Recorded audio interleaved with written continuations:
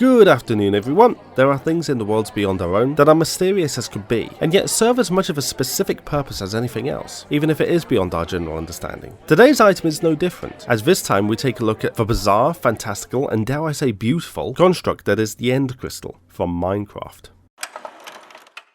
The End Crystal is a spinning purple cube adorned with various red symbols and is surrounded by what appear to be several layers of rotating glass. This entire construct typically floats above a slab of bedrock and is perpetually on fire when contained within the dimension known as the End. Its sole purpose appears to be to sustain the life force of the Ender Dragon. However, they are also known to have been used as improvised explosives by some.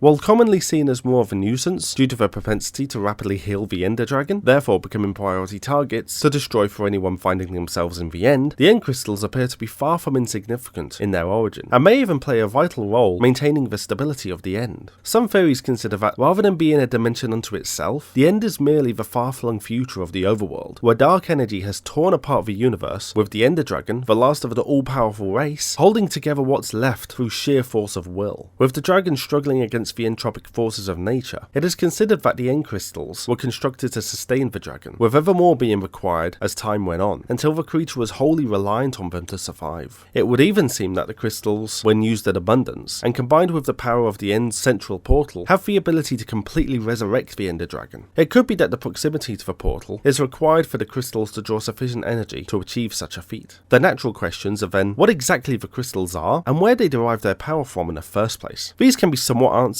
by assessing what the crystals are constructed from, as while they may be difficult to craft in the End, the abundant resources of the overworld allow them to be constructed with a little more ease, although some effort may still be required. Created through combining an Eye of Ender with a gas tear and encasing the resultant products within glass, the created crystal appears to behave almost like a tesseract, its structure folding in on itself through multiple unseen spatial dimensions. Given that the Eyes of Ender are known to have links to teleportation and portal generation, this may indicate that the crystals act as a gateway of sorts, siphoning energy from a different place or time to feed the dragon. Taking into account that the other major component of the End Crystal is a gas tear, it seems logical to assume that the energy is being extracted from the Nether. When considering that some think the Nether itself is a living being, and that the ghasts are nothing more than fragments of its soul ripped from the greater entity, it could be further hypothesized that the Ender Dragon is consuming the life force of the Nether to sustain its own. It has even been posited that the Nether is the base on which all reality, including the overworld and any future version of itself, is built. Therefore, it could be conceivable that the entropic decay of the End could be resultant from the siphoning of energy from the Nether in some sort of pan-dimensional predestination paradox. Regardless of whether any of this is indeed true or not, the fact that the End Crystals constantly burn in the End, something that does not seem to occur in any other dimension, suggests that they are not meant to be used in the way they are.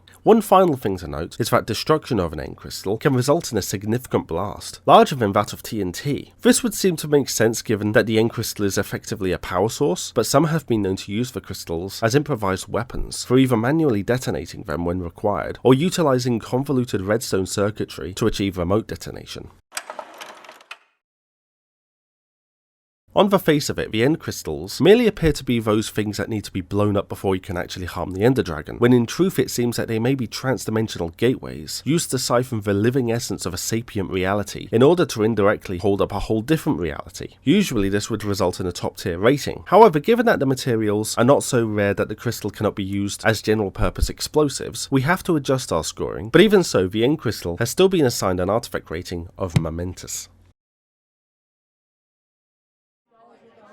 Wow, we've covered quite a few high-level items recently. I guess we need to look at some more pebbles or something. But then when we have a chance to go over a Degenerate Era Vampire Tesseract, then we're gonna go over the Degenerate Era Vampire Tesseract. Anyways, please subscribe for more course content and become a patron or channel member to support the lecture series. Other than that, don't pet the dragon and have a great day.